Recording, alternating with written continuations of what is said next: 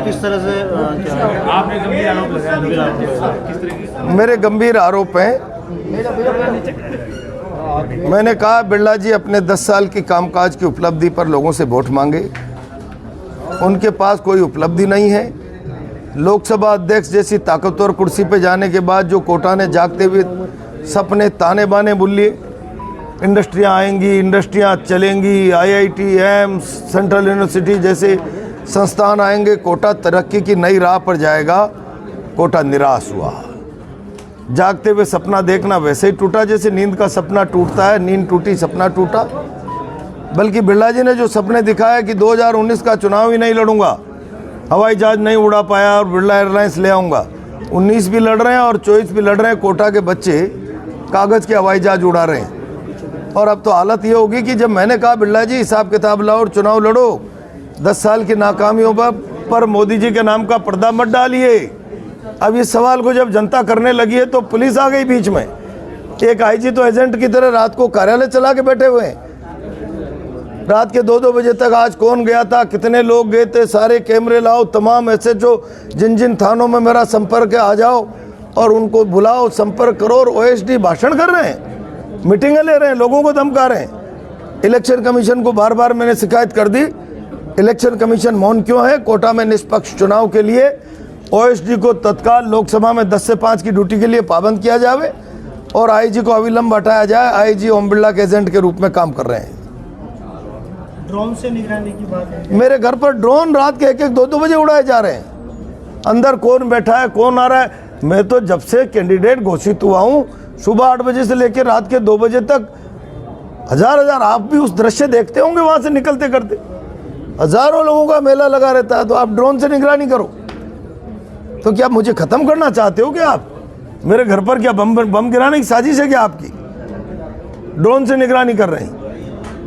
ऐसे आप भय का वातावरण बना के दुनिया के सबसे बड़े प्रजातंत्र के सबसे बड़ी पंचायत के इस चुनाव में बसंत पर्व में लोगों की भावना को डरा धमका कर बदल नहीं सकते। कोटा की जनता बिरला जी 10 साल के हिसाब के आधार पर फैसला करेगी। आपके पास कोई हिसाब नहीं है। आप जो सोशल मीडिया पे पार्क निर्माण और फलाना निर्माण पहली बार के पार्षदों के काम गिना रहे हो भाई, थोड़ी बहुत तो नैतिकता रखो यार। पार्षदों का काम लोकसभा का अध्यक्ष गिना रहा है, ये तो मैं ही नहीं गिनाता। मैं 2 बार MLA रहा हूँ, एक घर को पानी दिया, 4 घर मंडी के 100% गाँव, कोटा उत्तर के 4 घरों की और बस्ती में भी पानी, बैराज और रंगपुर जैसे पुल, मंडी के मोड़क और मंडी जैसे पुल, ताखली के बंदे, बड़े बड़े काम मैंने करके दिए हैं। आप एक तो बता दो भैया, लफाजी और मीठी गोली के अलावा। अब मीठी गोली से लोगों के दांत आम गए आड़ोती की जनता के, इसलिए अब वो इस चुनाव में आपके दांत खट्टे करना चाहती है। 16 साल की उम्र के बच्चों का भी आपने जिक्र किया है। कहा ना, आपकी नीति बताइए। आप कोचिंग के बारे में जो एक्ट आया उससे कोटा आशंकित है। बिल सही है तो उस पर बयान दो और बिल गलत है तो उस पर अपनी स्थिति स्पष्ट करते। आपने क्यों पारित करा दिया? आप लोकसभा अध्यक्ष हो और इसलिए आप केवल कुछ चीज़ों को पर्दे के पीछे रखकर भय का माहौल बना के, एक दीपक शर्मा को जेल में डाल रखा है, कोई पोस्ट शेयर कर दी तो। एक दिन एक थाने में 16 बच्चों को बैठा लिया। क्या आपने बिरला जी के विरुद्ध कोई पोस्ट शेयर कैसे कर दी? तो क्या आप डेमोक्रेसी के मुंह को बंद कर दोगे? सेंसरशिप, आज़ादी खत्म कर दोगे लोगों को बोलने की और सोशल मीडिया की? इस गुंडागिर्दी पर लगाम लगना चाहिए। अब ये चुनाव शासन प्रशासन की गुंडागिर्दी के बाद आम आदमी और सरकार के बीच का चुनाव हो गया और जब आम आदमी और सरकारें लड़ती है तो सरकारों को घुटने के बल पर नाक रगड़कर डंडू की तरह रेंगना पड़ता है।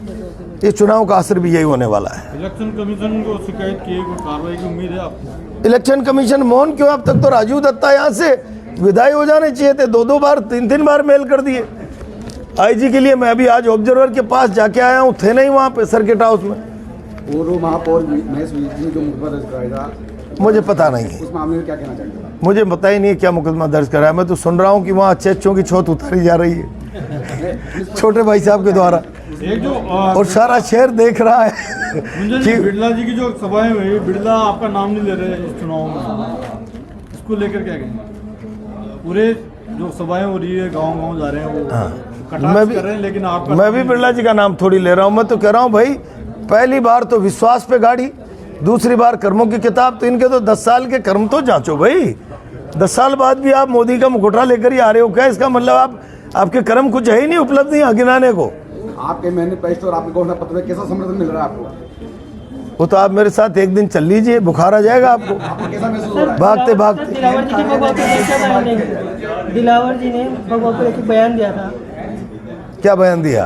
कि कांग्रेस ना तो अग्नि का मतलब जलावा खावे, ना सूर्य किरणें। बिरला जी और मदन जी दिलावर मुझसे सनातन पर और राम के जीवन मूल्य संस्कारों पर बहस करना चाहते हैं क्या? मुझसे बड़े हिंदू और मुझसे बड़े सनातनी है क्या?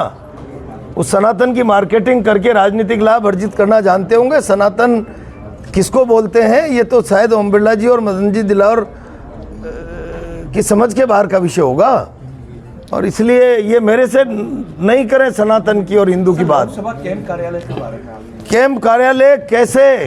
कैंप कार्यालय का मतलब लोकसभा अध्यक्ष का ऑफिशियली कोटा प्रवास का ऑफिशियल कार्यालय।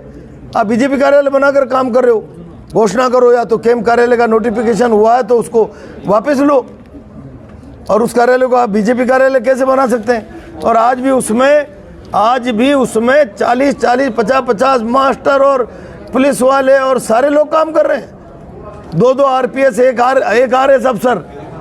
तो भैया इलेक्शन कमीशन की आंखें खुलवाओ, जो किसके दबाव में है, जो इस तरीके की